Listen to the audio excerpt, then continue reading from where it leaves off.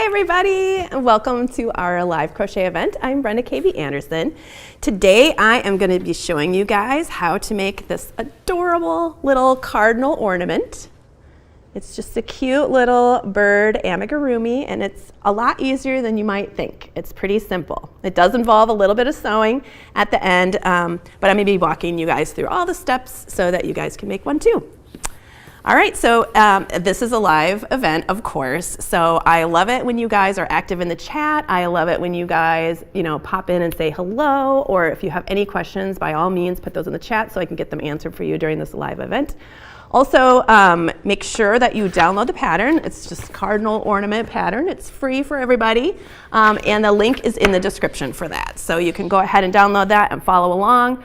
Or you can always come back and download that later if you just want to be watching the event for right now. So, all right. So I'm so glad you guys are here. I'm very excited to teach this. I really love making amigurumi. It's really, I guess, if people ask me what my crochet specialty is, I feel like it's toys and amigurumi and three-dimensional kind of sculptures. My brain just kind of works in those 3 dimensions. And I love making cute things, and it's just so fun. And I love the idea that you can just take balls of yarn with seemingly little personality. I mean, maybe there's a little personality here. And then you can just use a crochet hook and turn it into something that people have like an emotional reaction to. They want to hug it, or they're just like, wow, that's so cute. Or, you can even make something scary. It's just really cool that you can do, it's just kind of like magic. All it takes is this and a little bit of know-how. So I'm very excited to teach this. First let's talk about the materials that you're going to be needing. You might even have these things in your stash already. I did. I just used scraps that I already had. You're going to be needing 3 colors of yarn. So I used these 3 colors. I used a red for the body, wings, and tail. I used black for the little face part, like the mask behind the eyes. And then I used this sort of goldy, orangey goldy kind of color for the beak. However, if you know more about birds than I did when I first started this, you might know that cardinals actually more often have a slightly more red tinged beak. It's kind of like an orangey red, so you could even use the same red if you wanted to. I feel like it would look a little bit better though if there was some contrast between the beak and the body color. So if you have a scrap that's kind of like an orangey red color, that might work better.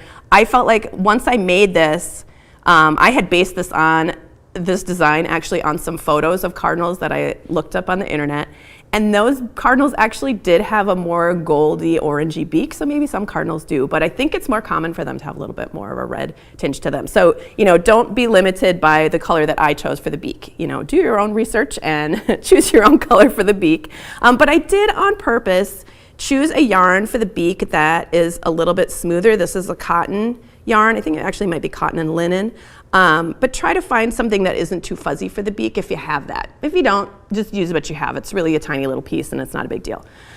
So these 2 are worsted weight yarns, and this yarn is a DK, but a worsted weight yarn would work as well for this. That would be fine. It would just be a tiny, tiny bit bigger, but you could just crochet it a little tighter. It's such a tiny piece you're making. You don't have to go buy special yarn if you have something already that would work color-wise. So you just need a little bit of yarn. This is actually way more yarn than you need. This probably would make 2 birds, maybe even more than that. And the black, you just need like a yard, and the beak, you need about a yard. So it's really very tiny little amounts. Okay, so you need the yarn. Of course, you're gonna need a hook, and I am using an F hook, which is a 3.75 millimeter hook. But you can use whatever hook goes with your yarn to make a nice firm gauge. You just don't want to see holes between your stitches. That's way more important than actually measuring the gauge and getting the correct size. Well, within reason. If you're using like a bulky weight yarn or something, your bird's going to be bigger, which is fine if you're okay with having a larger ornament. Or maybe you just want to make a more life-size bird than what I have, because this is a little, kind of like a little baby cardinal here. Okay, so you're gonna use your whatever hook you need to work up that yarn and get a nice tight gauge. You're also going to need some fiber fill. So this is just like a polyester fiber fill, craft filling. You can get this at any craft store. And then you're gonna need a pair of safety eyes. which I'm using these little 8mm black safety eyes. I thought that they looked really good. But you could, instead of safety eyes, if you're not into that, you could do a tiny speck of like white embroidery to kind of show like the shiny spot on the eye, because if you try to embroider a black eye on the black face, you will never see it. So you could try embroidering just with like a little white dot there. Another thing that you could do is you could use some buttons, there, you know, just some little tiny black buttons, and sew those on instead of the safety eyes if you don't want to get these. But I did put a link in the pattern for where I got these safety eyes if you are curious where they came from. So it comes in a set of a larger amount of safety eyes. All right, so you just need 2 of those. And then stitch markers, a couple of stitch markers, just the locking kind of stitch markers that you can add. And then a yarn needle, and the last thing that I used was a little tiny piece of twine. I'm just using this kind of thin, rustic looking twine, and I use that to hang my bird. You could also use a piece of embroidery floss, a different, a contrasting color of yarn, or maybe you like it better if it matches. You just want to maybe place it next to your bird and take a look at it and see what the overall effect is. So I was looking for sort of a more rustic look to this bird. I wanted it to feel, I don't know, kind of like wildlife in some way, and so that's why I chose this twine. I just felt like it kind of had those vibes. But you could use a ribbon, you could use clear, like that invisible sewing thread if you don't want to see it, or fishing line, any of those things would work. All right, so let's get started on working up this bird. So the first thing that we're going to do is we're going to create the shape for the body, which let me just give you a little preview of what it looks like. Okay, it looks like it's a very ruffly circle. If I open it up, you can see it's kind of ruffling out. And so it just wants to fold. You can kind of see the bird shape now here, right? When I fold it flat. So this is really simple, a simple way to get the whole shape of the head and the back and the beginnings of the end of the bird. We're gonna make the tail separately. But we're gonna start out by making this piece. And we are gonna start by making a magic ring, magic loop, adjustable loop, whatever you want to call it. And this is the way that I do mine. There's lots of different ways, so you can make it however you like. But I just draw a little loop like that. Then I take my loop and flip it on top, just sort of flip it, fold it so that it's on top of the strand connected to my ball. And then I place my hook underneath that strand, and I'm holding right here where everything crosses over with my finger, and I pull this in till it's kind of a manageable size. We still want to keep it open because we're going to still crochet in there. Then we're just going to make a chain here that anchors our yarn to this chain. And then you can crochet this way, or you can turn your work and crochet this way. Either way is fine. For things like this, if I know there's going to be a lot of stitches in there, I will actually flip this loop this way and crochet over this sort of double strand here. But it doesn't really make that big of a difference. So I'm going to start by crocheting into this circle, and I'm going to be making 10 single crochets into that open loop there, into that circle. So insert, yarn over, pull up a loop, yarn over, and pull through 2. That's our first stitch. Insert, yarn over, pull up a loop, yarn over, pull through 2. That's the second stitch. These are all single crochets. 3, 4, 5, I'm going to tighten that just a little. 6, 7, 8, 9, and 10. Okay, and then we can pull on the beginning strand and tighten that loop up to nothing, okay, till it closes all the way. And I like to keep this on the outside always, because I always weave this in, especially if I'm starting with any kind of adjustable loop, because it can work itself open, and that can be a problem. So I'm going to just let that hang on the outside, and then I'm going to continue working, starting with that very first single crochet that I made, which is right here, and then I'm going to work my way around. Let me just count backwards here. 1, 2, 3, 4, 5, 6, 7, 8, 9, and 10. Okay, so there's my first stitch right there between my thumbs. I always like to count backwards just to make sure I am not missing that first stitch, which I almost did because it's kind of small here. So now we're going to work round 2, and we're going to do 2 stitches into each stitch around. So we'll just insert our hook, yarn over, pull up a loop, yarn over, pull through 2. That's the first stitch of the second round, and I am going to place a stitch marker in that so that I can keep track of the beginning of my rounds here. Karen Bruniel, Bruniel, I'm sorry, I'm butchering her name, Karen. She is saying hi, and she's excited to learn this. Hi, Karen, I'm glad that you're here, and I'm sorry I wrecked your last name there. All right, so we've got our first stitch in the very first stitch of the round, and we're going to do another stitch in that same spot. So we've inserted into the same place, drop a loop, yarn over, and pull through 2. There's our second stitch of the round. And now we're just going to continue working 2 stitches into each stitch around on round number 2. 1 and 2, 1 and 2, 1 and 2, 1 and 2, 1 and 2, 1 and 2, 1 and 2, and they're the last 2. So at this point, you should have 20 stitches in the second round. So just to let you know, every round you're going to be increasing by 10 stitches in every round that we do in the body. So that way you can keep track. At the end of the first round, you'd have 10, second round, you'd have 20, third round, you'd have 30. And I did write out in the pattern, I'm just going to show you kind of how this works. In case you're newer to reading a pattern, I want to make sure that you can understand these directions, because I am not going to do every single stitch of the body just to make sure that we have enough time at the end to assemble everything. But I do want to talk you through how to read this pattern in case you've never done this before with the parentheses. So you can see here it says round 3, and then in these brackets here it says 2 single crochets in the next stitch, 1 single crochet into the next stitch. Okay, that's all within those brackets. And then it says 10 times and then 30 stitches.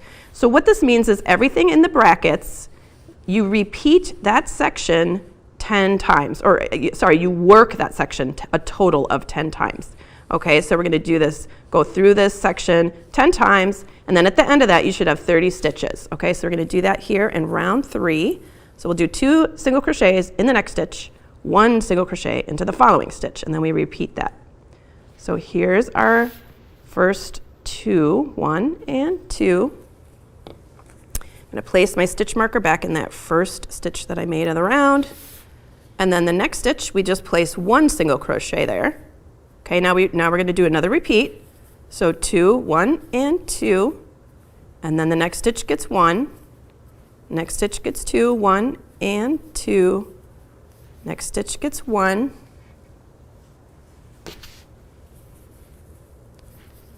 one and 2, 1,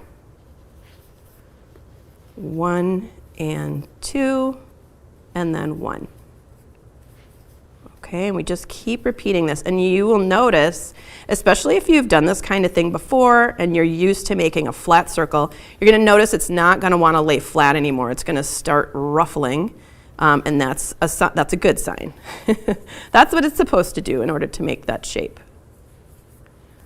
1 and 2 and 1, and here are the last 2 stitches, 1 and 2, and then 1. And now we have a total of 30 stitches here around, and you can see it doesn't really want to lay flat. I kind of have to force it to lay flat, but it's already wanting to do that kind of ripple, because normally when you make a circle, you start with 6 stitches, and then you go to 12, and then 18, and already here in the third round we have 30, which is almost double what we would normally have, right? Instead of 18, we have 30, so it's going to start, it doesn't know where to put all those stitches, so it's not able to lay flat, basically. All right, so you would just keep continuing to work around and around. You'd work rounds 4 all the way through round 7, and you are going to be following the instructions here. So on the next round, you would single crochet into each of the next 2 stitches, so that means 1 single crochet into each of the next 2 stitches, and then in the following stitch you do 2 single crochets in the next stitch, and then you repeat that little segment. You do that a total of 10 times in this round, and you will end up with 40 stitches. Okay, so that you're just going to follow your way through, making your increases as it's telling you to. And you might wonder, you know, especially if you've done this kind of thing before, why don't I just always make the increase at the beginning of each little segment, which you could do. But the reason that I avoid doing that normally when I'm working on amigurumi is because when you increase at the very beginning and then you just kind of, you know, fill in the rest of your stitches, you're always increasing on top of another increase. And what happens is your piece starts to look segmented. It starts to get faceted, and you start to get these kind of corners and points. Depending on how many increases per round, that's the shape it'll be. But that's why I generally avoid doing that type of thing when I'm working on amigurumi. So I kind of mix up where my increases are so that they're not on top of another increase if I can help it. All right, so you would just keep on going until you get to round 7. And again, that's what this piece will look like. Here we go. This is what it will look like after you've worked that 7th round, and you'll have a total of 70 stitches here. See how it just doesn't want to lay flat. And then we can take this beginning yarn tail and weave that in to just kind of get rid of it and not worry about it anymore. So I'm going to just go ahead and do that. So I pull it nice and tight to make sure that this is closed all of the way, and then I am going to run it through a couple of stitches and out through the back, and then I'm going to weave it in on the back side, on the wrong side here, just to make sure that that's not going to open up. And it's really good to split through your stitches to get a little bit of extra kind of traction on your yarn so that it can't just slip back through and open up. We don't want that center to open up. Okay, go in at least a couple of different directions, and then you can cut that off. All right.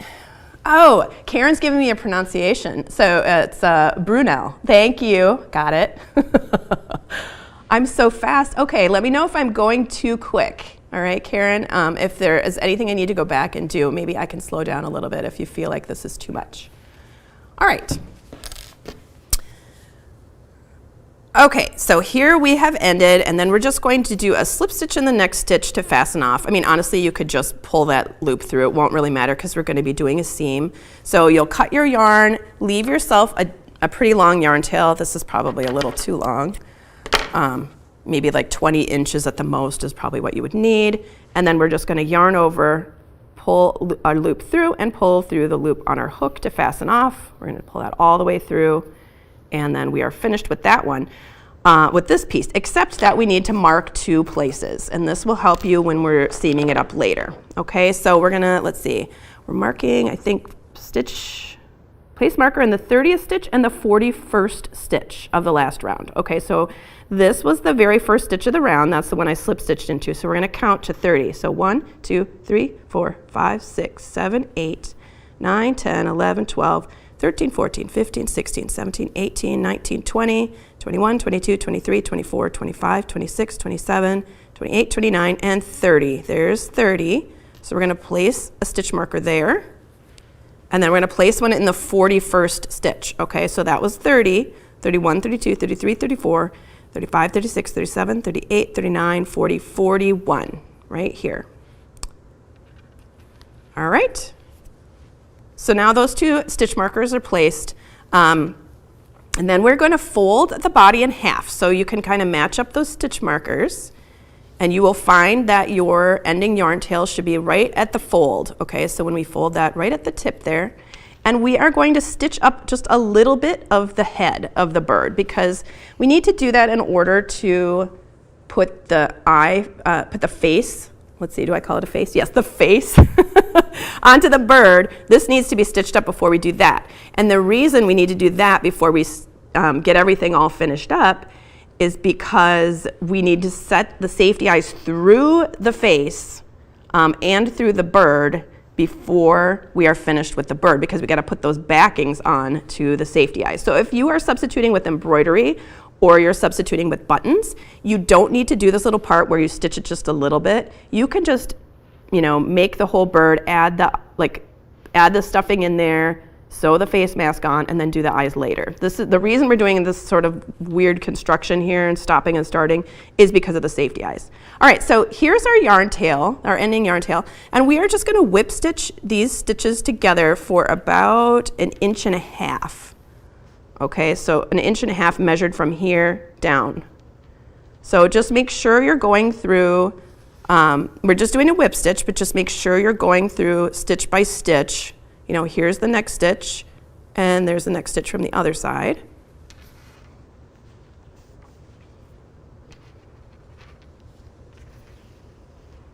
And this is going to be, you know, right on the front of the bird's head, so you just want to make sure you're doing a pretty tidy seam here. But since you're using the same color, it should blend in nicely. That shouldn't be a problem. All right, let's see. I'm going to measure that. I think we need to go just a little further. Yeah, it's almost there. I'll just do one more stitch here just to make sure it's far enough. Okay, so then at this point we're going to stop on this part of the project, and then we're going to make that face so that we can add it onto there. So we're not going to do anything. We're not going to fasten off or weave in our end or anything like that, because we're going to use that later to finish seaming. We're just going to set that aside for now. All right, so now the face, I made the face in black. I am going to demonstrate how to make the face in this color so you guys can actually see my stitches, because it's really hard to see anything in black. But I will later on be sewing the black piece onto the red body so you can see what that looks like. All right, so to do the face, we're going to chain 9. So we're going to start with our slip knot. So we just draw a little E shape, flip it over onto the yarn attached to the ball, place our hook underneath that, and we're going to tighten that all the way up.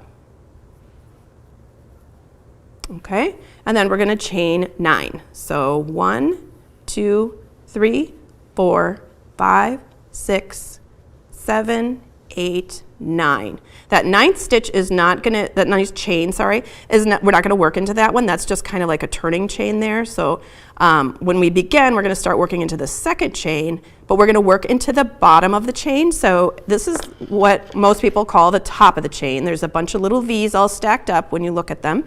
If you roll those V's over until they're on the table, there's all these little horizontal dashes on the back side of your yarn.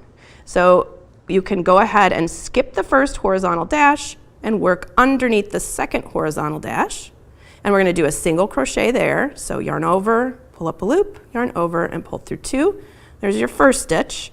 And then we're going to do 6 half double crochets.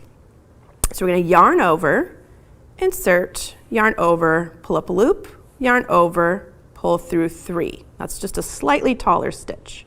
And we're going to do 5 more of those. Yarn over, insert, yarn over, pull up, yarn over, pull through 3. So basically you're doing these all the way to the end until there's just 1 stitch left.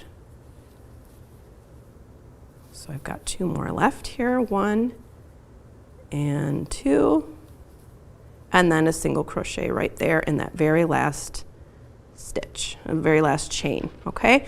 And then you're just gonna cut your yarn and give yourself maybe like 12 inches or so, a nice long yarn tail, because we're gonna use that to sew it to the bird. So we're just gonna draw that through that very last stitch and tighten it up. All right, so that's all there is to the face. It's very simple. And then, so I'm gonna swap out. Actually, I'm going to stitch this to this piece because I feel like it's going to show up a little bit better, and you guys will be able to see what I'm doing just a little better here. All right. So I am going to thread one of those. Actually, I'm going to weave in this end just to get it out of the way so that when I'm sewing, it's not in the way. You could just poke it into the bird later if you wanted to, but this doesn't take very long, and it just helps me just to get it out of the way so that I'm not accidentally catching that when I'm sewing things together. So I'm just going to weave that end in, one of the ends, so I can cut it off. And then I'm going to sew the face onto the bird. So it actually doesn't really matter which side you put up. It's just you want to make sure that you are not, that the edges of it are just a little bit more squished and it's a little taller in the middle. That's kind of what I'm looking at. You don't want to distort it as you sew it. But you're just going to lay that across the front of your bird head, right above where you stop stitching. So just lay it on like this, and then go ahead and stitch it to the bird. So what I'm looking at is I'm making sure that there are the same amount of stitches about on each side. So we've got 8 stitches, 1, 2, 3, 4. There's the division, and that should be pretty close to my seam, which it is. And then 1, 2, 3, 4. So that way you know that it's centered. And you also just want to pay attention so that this isn't going up or down. You just kind of want it to come straight across. All right, so I'm going to just put my needle in just below where that corner is and come up right here. It doesn't really matter, you know, you don't have to sew it on exactly like I am, but you know, you do need to go around the whole edge of it so that it isn't just kind of sticking out. You want it to look like it's really part of the bird. Okay, so we're going to go down. I like to stitch just below those V's. If you wanted it to be a little bit more squished to the head, you could do a whip stitch over the edge here. But I'm just going to be doing kind of like just a little running stitch or even a back stitch. You can put your needle in behind where you came out if you want to make sure that you're really getting those stitches, because it can, you know, it's such a tiny little thing you're sewing onto this little head. You want to make sure that you're getting it stitched down really neat and tidy, because if anything's kind of sticking out, your eye will be drawn to that. So.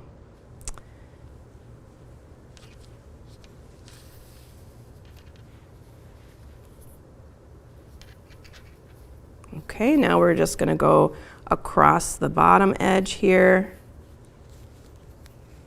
like this.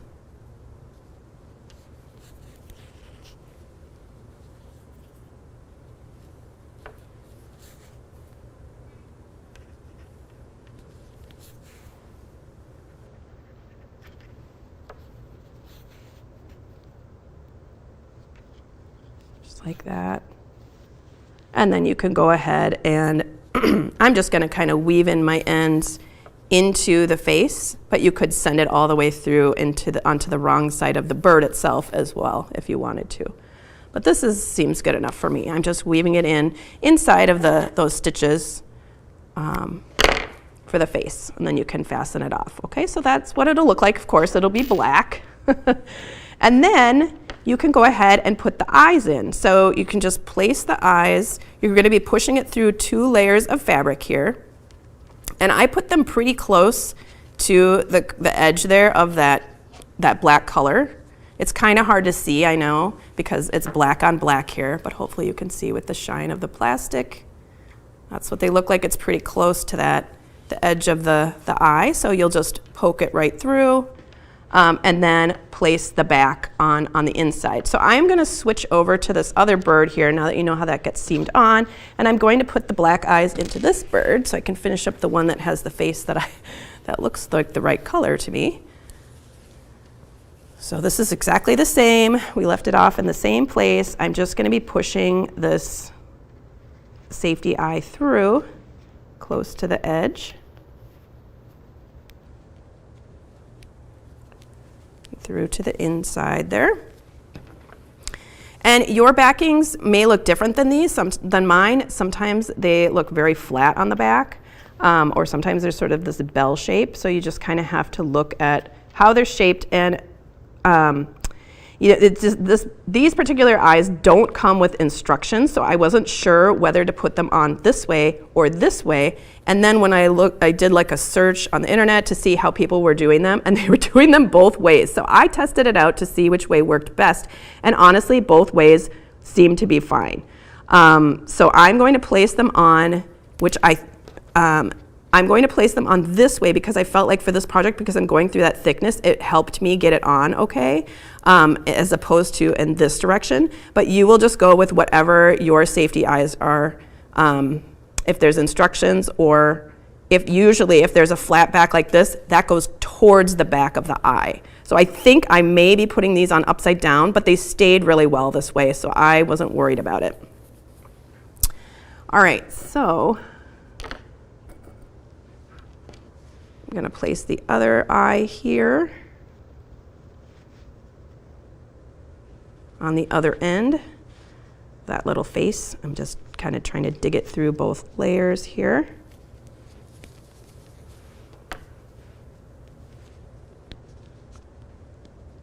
There we go. Make sure they're on nice and tight before you continue, because we are later going to close this up and it's not going to, you're not going to be able to access the back of the eyes after you seam it all up. All right, looking so cute. All right, so now we're going to set this aside for a little bit. Let's see, unless do I have you stitch this up? Let me just check. Oh, okay, actually we can stitch it a little bit further before we set it aside. It actually doesn't really make a difference, but I want to do it in the same way that I wrote the directions here. Okay, so we're going to just continue stitching this body together, and we're going to add the fiber fill. Oops, I got to weave in this end here before we get there. But we're going to leave it open between those two stitch markers, and I'll show you why in a little bit. All right, I'm just going to get this woven in here.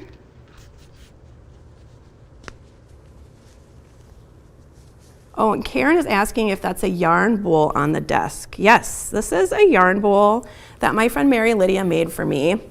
She makes yarn bowls. Look how cute this is with the little bunny. She makes yarn bowls.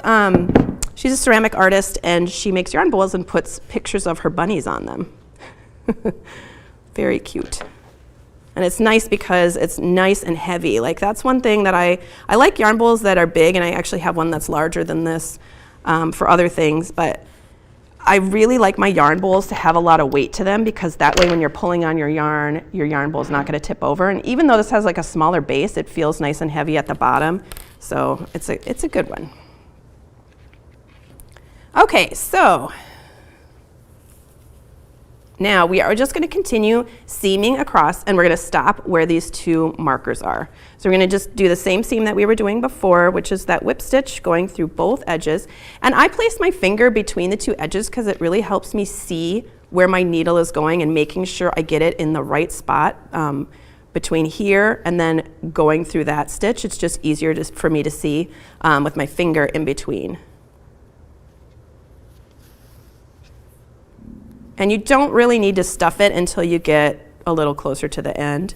But we want to make sure that you get the stuffing all the way up into the tip. So that's something to think about. I usually wait until I'm about halfway to start stuffing it. Because once you put the stuffing in, it just gets a little bit more awkward to sew, but it's not too bad. All right, so at this point, I'm going to put a little stuffing in.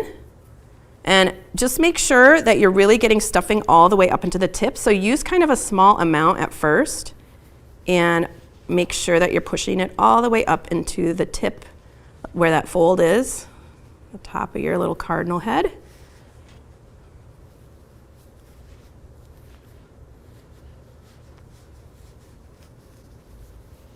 Okay. And then you don't need to stuff, you know, like I usually leave my stuffing a little further in so that I don't have stuffing getting caught in my yarn as I'm stitching.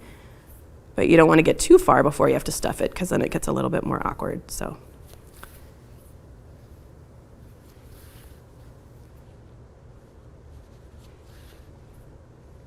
Okay. Add a little bit more. And you want your bird to be fairly firm. You don't want it to be, you want it to be firm enough that it's going to hold its shape. Okay, so even if someone squishes it, it'll spring back, or it will kind of resist the squish a little bit.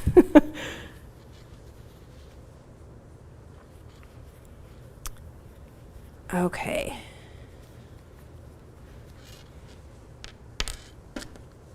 And now when I get kind of closer to those markers, I will stop and count up my stitches to make sure I have the same amount on each side. So 1, 2, 3, 4, and then the last marker is 5, but I think we're going to leave that open where that marker is.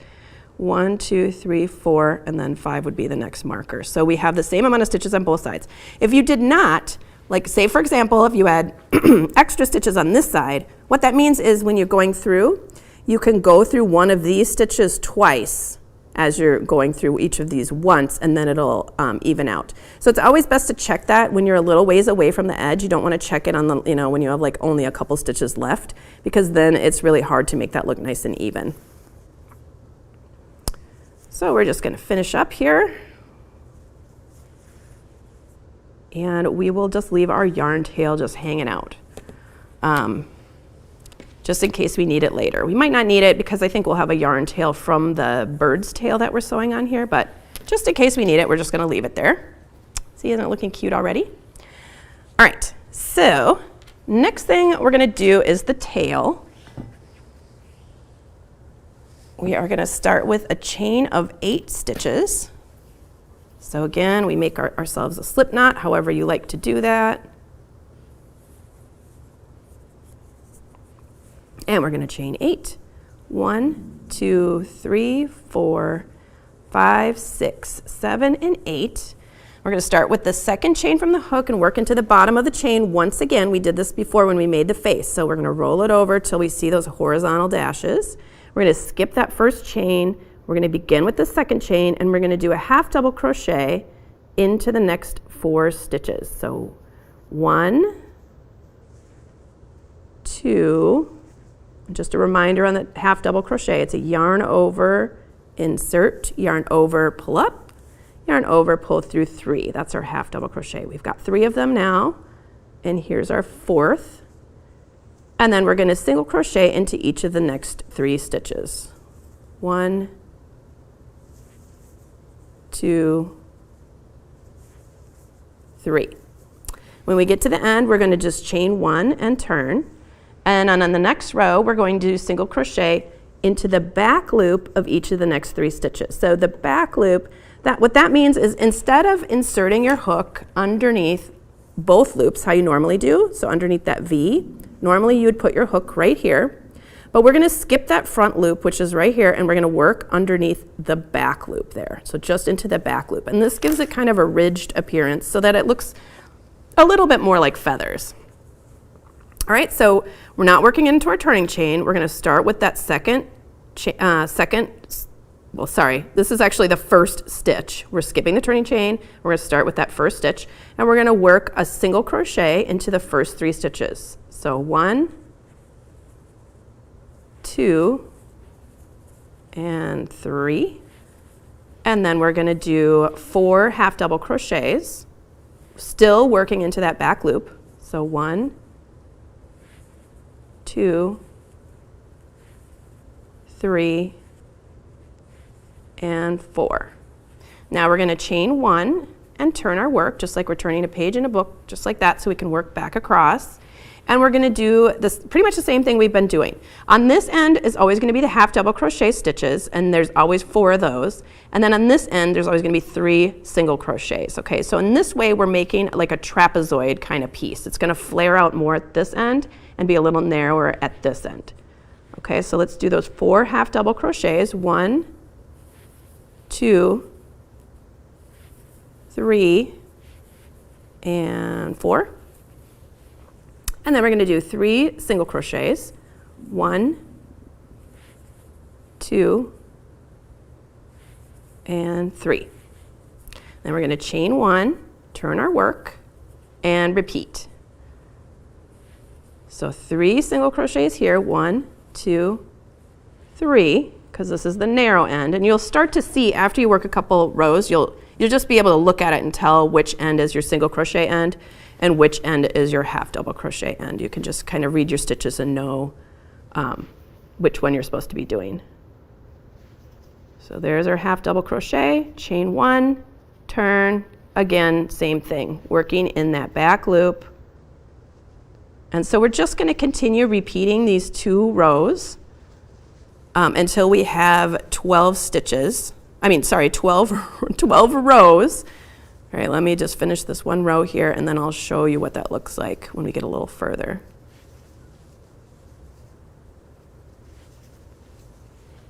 Okay, so you can see it's already wider here on this end, narrower on this end. This is the single crochet end. That's the half double crochet end. We're always working into the back loop, okay? You're just going to continue doing that until you get 12 rows, and I'll show you how to count those up. All right, this is what it'll look like.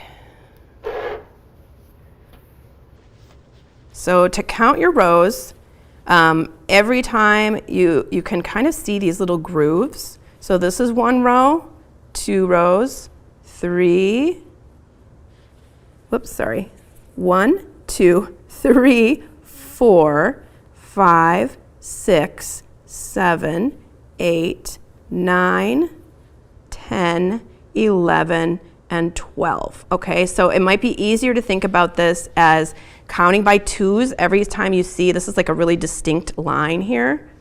Okay, so this would be 1 and 2, and so you've got 2 rows here, and every time you see those very distinct lines, that's 2 more rows. So this would be 2, 4, 6, 8, 10, 12. Okay, that's how you know you have enough. And then you're just going to cut your yarn and bring it through. And then we're going to stitch this together. So this becomes basically like a little tube, like that. And we're going to be seaming it along one side of the tail. So I am going to go ahead and thread this yarn needle here with my yarn tail.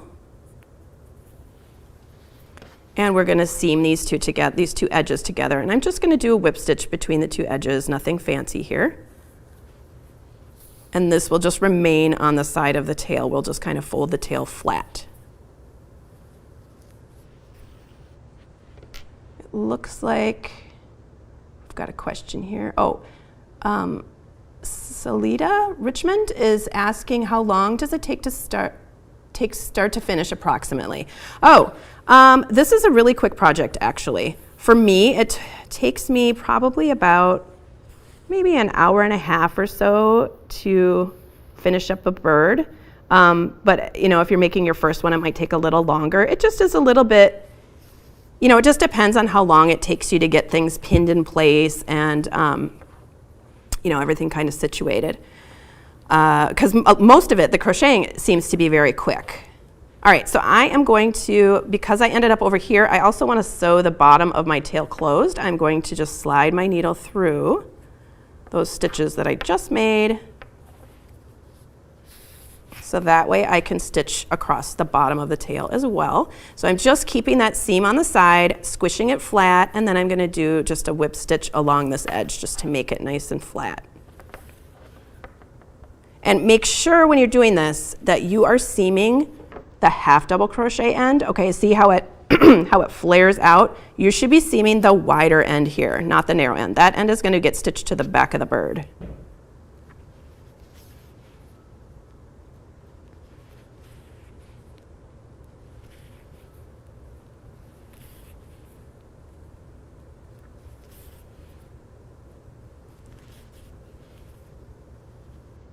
All right, so we've seamed it all up, and now I'm just going to kind of weave in that yarn tail so that my seam won't come undone, making sure I'm kind of splitting through some of those yarns. And then I'm going to cut that end off. Okay, so there's our little tail. And we can sew that into the back of the bird.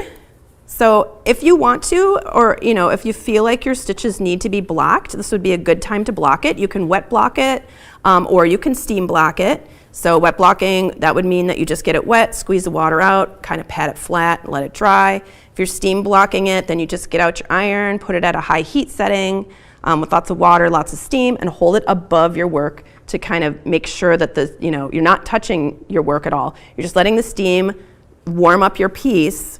And then you can kind of shape it with your hands and let it dry. I feel like my tail looks pretty much okay, so I'm just going to leave it. I'm not going to block this. And probably many of you can skip that step as well, but you know, it just depends on what your piece looks like and if you're happy with it. Or if you wanted your tail to be a little bit flatter, that would also flatten it out as well.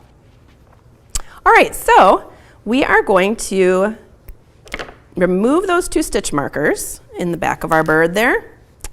And actually, I'm going to get rid of one of these yarn tails because I feel like that's just too much stuff in the way. So I'm going to weave this one in here because I already have a nice long yarn tail from my tail that I'm going to use to sew my tail to the body. So I'm going to weave that in here.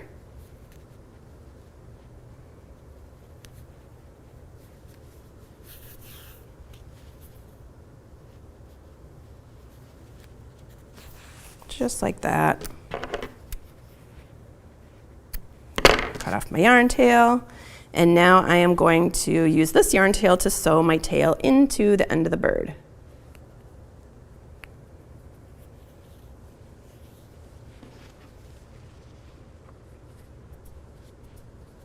Okay, so here's our little opening in the tail. I'm going to put just a little bit more stuffing in there. You don't want the stuffing, you don't want there to be too much stuffing in there, because then you won't be able to fit your tail in and you won't be able to fold this flat, because this is how this needs to be stitched. You end up folding this flat, and you can see this is going to kind of go up a little here. It's not going to go straight across just like this edge. It's going to go up a little there. That's okay. We're stitching the tail into there, and it's going to be just fine. So if that's happening to you and you're wondering if that's right, it's okay. That's just how it is. So we're going to place this tail into that little opening there. So I'm just going to kind of tuck it in place, and you just want to make sure that you are covering up. Like this little indentation should be on top of your tail. So I'm going to run my needle over here because I think it'll help if it's coming from here actually. And I can begin my first stitch, making sure that I am going through right there. Because what we don't want to see, we don't want there to be a gap. We don't want it to be like this and then you see stuffing there. So we want to make sure we're pulling our tail far enough in, and we're flattening this out enough that we're going to be covering up any of that stuffing or any little gap that could be happening right there. So I'm going to just take a little stitch here through the tail. I'm just going through both layers of the tail, and then I'm going to stitch it back to that little kind of that V in the bottom of the bird, like this, just to anchor that. And you can go ahead, I mean, if you'd like to just pin that instead of doing it this way, go ahead. I just sometimes stab myself with the pin when I'm doing that and sewing these little tiny things. So I'm just going to make sure that I really get that stitch anchored there first before I try to stitch the rest of the tail in place. And at this point, you can sew through everything, flattening this tail right here. So I am going to push my needle from here, from this little V, okay, it's just in the body fabric now. And then I'm going to push it down through both layers of that little tail we made, and I'm going to push it through the top center here of the body on the top of, that's sitting on the top of the tail. Okay? So, you know, depending on how you want your tail to look, this kind of bends the tail like this. If you are matching up that V with this top edge here, it kind of just makes it go like this and like that, which is what I liked. But if you wanted your tail to be sticking up more like that, then what you could do is you could stitch this edge of your bird a little further up on your tail and this edge of your bird a little further down on your tail to get a different shape there. So you can really play around with what shape it is that you want the tail to be in. All right, so I'm just sewing through all the layers here, sewing through the body, through the tail, out through the top of the body. And I'm making whip stitches that go over the edge. See how I came out here and I'm going over the edge of the body and down through the tail. And the reason that I'm doing that is because I don't want there to be a super distinct line cutting across where the body joins with the tail, because to me that seems kind of weird because you would just have feathers kind of skimming over that. So I'm trying to sort of obscure that there are two separate pieces here by doing the whip stitch over that edge.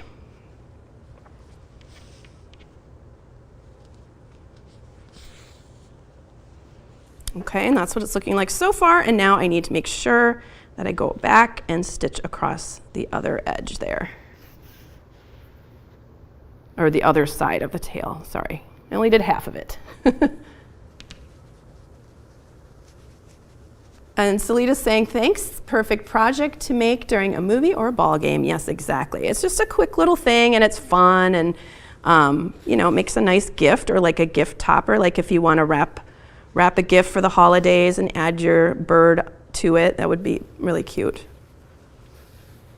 And you know, of course it doesn't have to be for the holidays.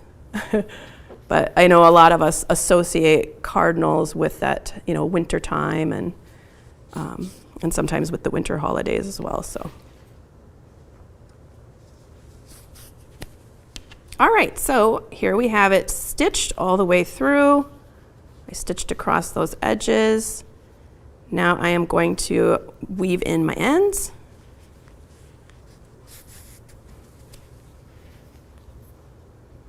And if you did this and your tail is twisting off to the side or doing something unexpected, you could try giving it a little bit of steam or something like that to reshape it if you're having any trouble with that.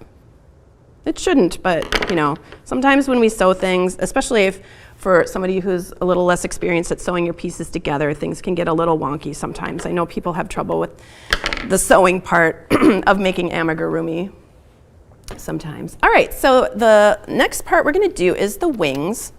So to start the wings, we are going to, again, start with that same the adjustable loop. So we're going to flip that over onto our strand connected to the ball. Going to bring that up here. Oops. Like that. Make a chain. And then you can work around this way, or I'm going to flip my circle so I can work across it double-stranded there. And then I'm going to do 6 single crochets into that circle. So this is just like how we started the body, except that we are only placing 6 single crochets in there and not 10. So I've got, let's see, 1, 2, 3, 4, 5, and 6. Okay, and then I'm going to pull on that beginning yarn tail, hold that to the outside, and then I'm going to continue working around in a circle. On the next round, we're going to do 2 stitches in each stitch around. So 1, 2, 3, 4, 5, and 6. Okay, so we're going to do 2 single crochets here, 1 and 2. I'm going to place the stitch marker in the first of those single crochets.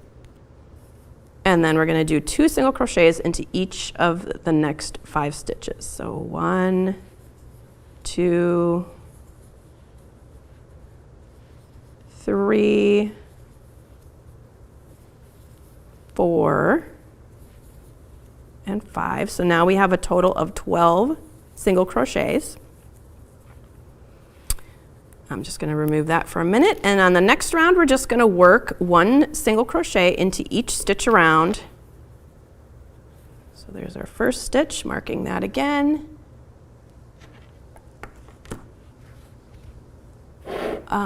Let's see. Oh, Deb Parsons is saying really cute cardinal. Thank you, Deb. That was nice of you.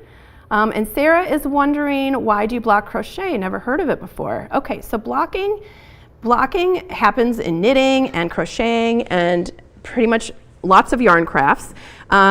Blocking is basically just a way to kind of make your stitches look a little more even, a little more tidy, or lay flat, or also to give it more drape. So it's basically just a finishing thing. Like if you are sewing, a lot of times when you're done, if you're making a new project, you would iron things as you go and then kind of steam it or iron it when it's done. It's just a way of kind of setting everything to make it look really good. Okay, and so here we are just working 1 single crochet into each stitch around. So 2, 3, 4, 5, 6, 7, 8, 9, 10, 11, and 12. And you'll start to see your piece kind of cupping. You want to pull that cup so that you're looking at the right side of your work, and the right side of your work is going to be on the outside of the cup.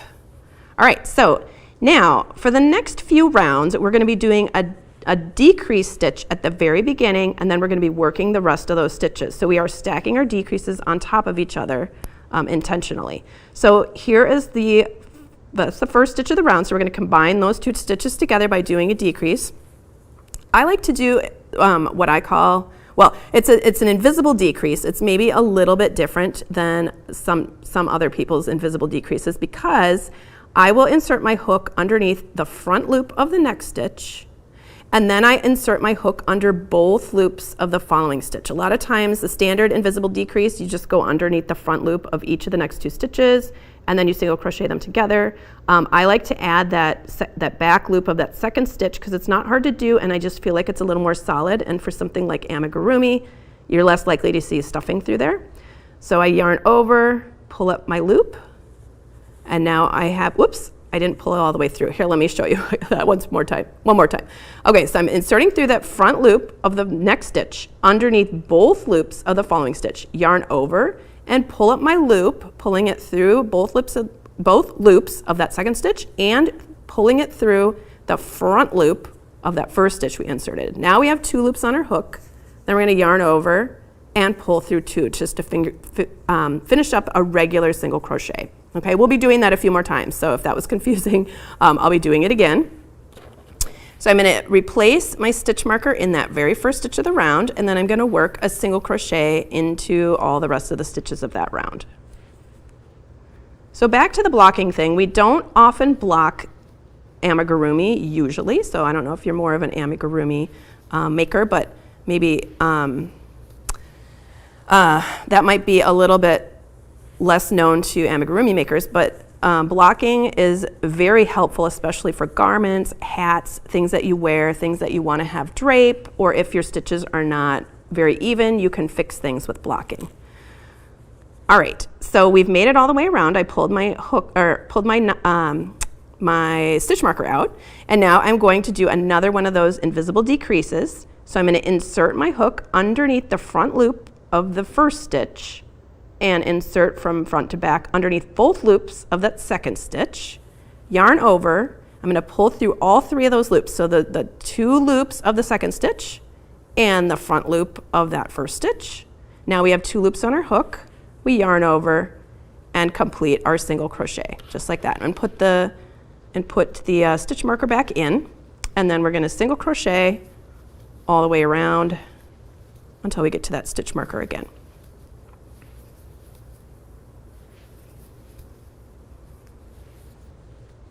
Just like that. Okay, and then we've gotten to the stitch marker again, so we're gonna keep doing the same thing. A decrease right at the beginning, and then work your way around. Decrease at the beginning, work your way around. Okay, so that you're gonna do that until you only have 6 stitches left. So let's see, that would be, you're doing 9 full rounds in this wing, starting from the very beginning. Okay, so there'll be 9 rounds, but you'll know that you're done with your wing once you end up with just 6 stitches left. And your wing will look like this. Okay, and you can see it's pretty subtle, but one side of the wing is angled a little bit more. So if I tilt it this way, this is where all of our decreases were, right here. And in the instructions, I tell you to place that downward when you're putting it onto the body. So I just want you to take a note and see if you can tell a difference. Maybe it's easier to see on this side. See how the rows are kind of slanting in this direction, and then the edge of it is going like this. Whereas if you look at how the rows come into this edge, that's more like perpendicular. But if you look at this edge, they kind of make more of a slanted line here. So this would be the bottom edge of your wing. But you know what, if you can't tell the difference and you put it on your bird and it looks good, then it's good. You don't need to worry about it.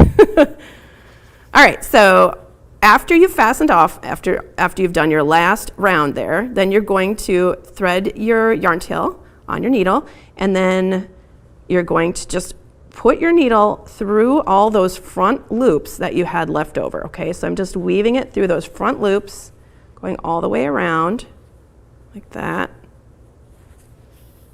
And then you're going to pull on it until the wing comes to a little tip to kind of close that hole. Then you can weave in your end.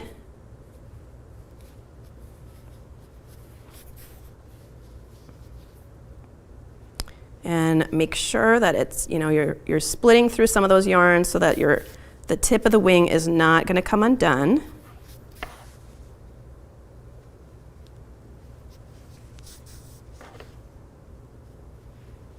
All right, and I'm going to clip that, and you will do the same thing to the other wing, which I will, I think I might stop on that, and that way I'll have enough time to show you all the beak stuff, which is coming up next. Okay, so when you place your wings, you are going to just kind of look at the picture and just pay attention to that bottom angle of the wing. That should be facing downward. Gonna place them both on, and I like to place them at the same time just so that I kind of get a feel for what it'll really look like. And if you want your wings to be up or down, wherever you want your wings to be, then go ahead and pin that into the side of the body. So I'm going to pin this wing in. The other wing I have a little bit more work to do, so I'm not gonna pin that one right now, but I would pin them both just so that you can make sure that you're getting them in the spot that you want them to be in. I'm gonna move this one forward just a little bit.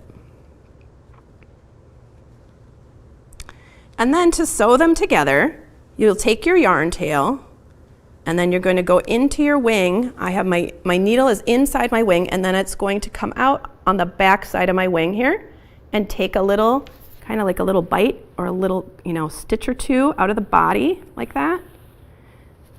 And then I'm going to go back into my wing. And then I'm going to go up, sliding it inside my wing like that. And then I'm going to go back into the body up here, take a little bite, and go back into my wing. So basically you're just trying to sew the back side of your wing. You're not whip stitching around the edges of your wing. You're just trying to sew the very back side of the wing where it is touching the bird to the bird, okay? By just kind of taking these little stitches on the back side,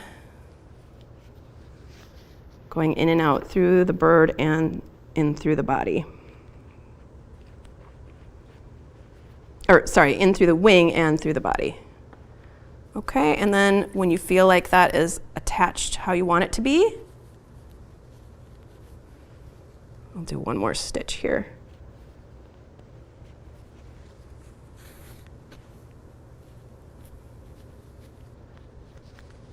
Okay, and then you can just weave in your ends. And if you've already gone back and forth a bunch of times, you don't need to go too crazy on the weaving into the ends. So there we go. Clip that yarn. And then you'll sew the other one on. So then the last thing, well, two things. We have the hanging loop and the beak. So let's go to the beak. So we're gonna pick out our beak color, whatever you chose for that. And we're gonna chain 7. So I'm gonna leave a little bit of a yarn tail here. And then I'm going to go ahead and chain 7 stitches. So 1, 2, 3, 4, 5, 6, and 7. Then we're going to start with the second chain from the hook and work into the bottom of our chain. Now this is the thing that we keep on doing. We've already done this. And we're going to do a half double crochet into that second back bump or that second chain. So there's our half double crochet. And then we're going to do a single crochet into the next stitch. And then a slip stitch into each of the next 2 stitches, 1 and 2, and then a single crochet into the next stitch, and then a half double crochet into the following stitch, just like that. And then you can fasten off. And if you didn't leave a long tail at the beginning, you can leave a long tail here, either way.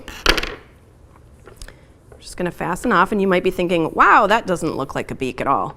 That's because we haven't finished it. We're going to sew it up first. So we're going to take this piece, see how it's a little wider over here, a little narrower in the middle. We're going to fold it at the midpoint there, like this. Just fold the 2 ends together, and then we're going to stitch along each side of the beak to create that, that beak shape. And it'll be, doing it double layered like this, it helps you to be able to shape it, but it also helps it to be a little bit more stiff and substantial when you stitch it onto the bird.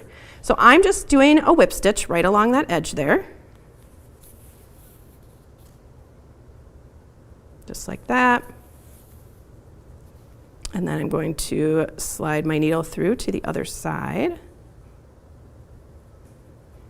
And so I can stitch along the other edge too.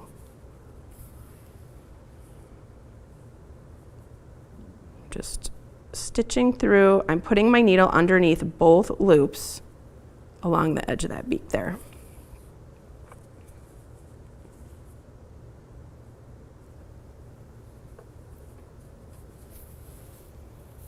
And making things this tiny, it can be, if you've never done this before, it can be a little bit frustrating at first because, it's kind of hard to hold on to things this small and sew them.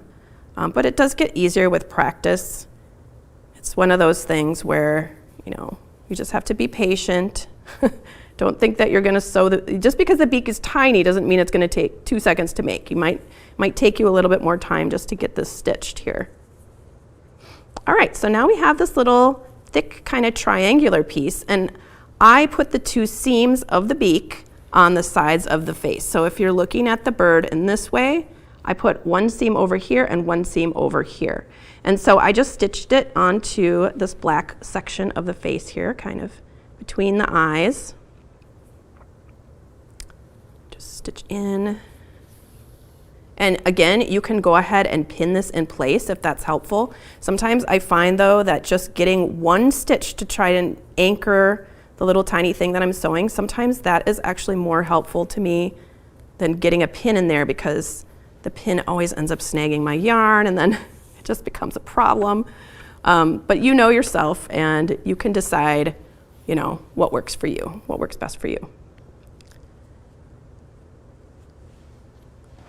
All right, so I am stitching this a little bit towards the bottom of that black. Let me show you here. There's a little bit more black on top of the beak than there is on the bottom. There's just like a little crack of the black on the bottom of the beak. But you know, as you're making it, you just take your time when you're putting your pieces together, because that is what, you know, making the face of the bird is what's going to make it really cute. So just take your time. With really any amigurumi that you're making, it's always the face that people have trouble with, and you have to be like a little bit more patient with yourself when you're working on the face.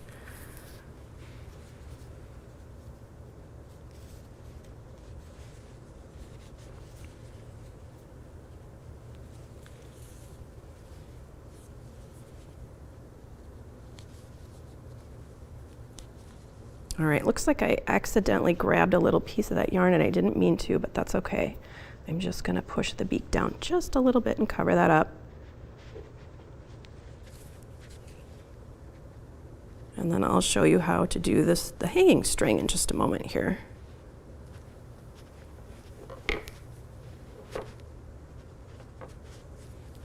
And I think for me, I grabbed a needle that was just a little wider than I normally use.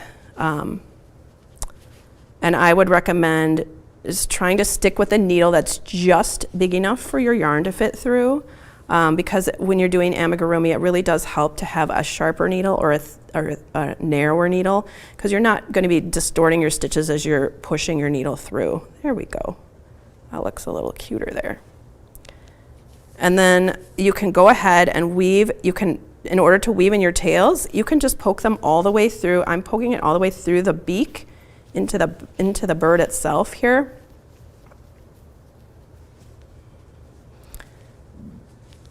And then I'm just going to weave it in back here underneath so that you can't see the gold color, because it's way too hard to weave in your ends in that little beak. There's just no room. Too tiny.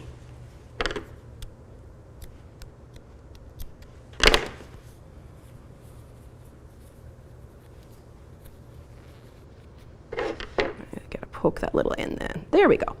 Okay, so the last thing to do, and of course you would just weave in this end as well, but the last thing that you're going to do is you're going to cut a little piece of your twine or whatever you're using, maybe about 8 or 10 inches long or so. And you can use a needle to bring that through the back of your bird, and then you have to find the balance point of your bird.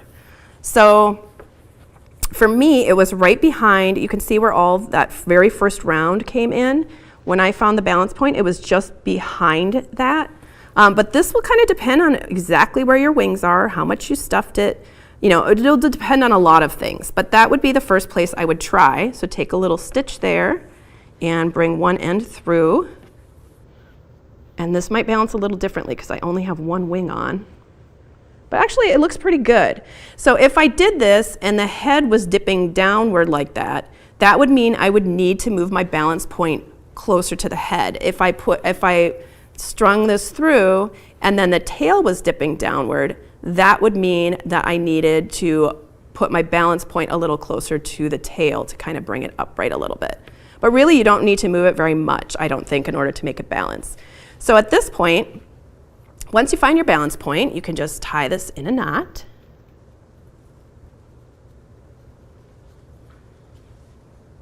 Oh, Barbara's saying, can this ornament be used for purposes other than decoration, such as a gift topper? Absolutely. You can use it for whatever you want to use it for. It can just be, you know, it could be a gift topper. It can just be like a little gift. You don't even have to put the string through. I mean, maybe, you know, it'd make a cute little stuffed toy for a kid, or, you know, a kid who's not going to chew on and choke on the eyes, I should say, a slightly older than 3 kid. But yeah, you can use it for whatever you like. Okay, so I've tied a knot right here. Then I am going to clip my ends so they're a little shorter, and I'm going to pull that knot down into the bird. Excuse me. And then I'm going to just use my needle to pull that yarn tail through. Let's see.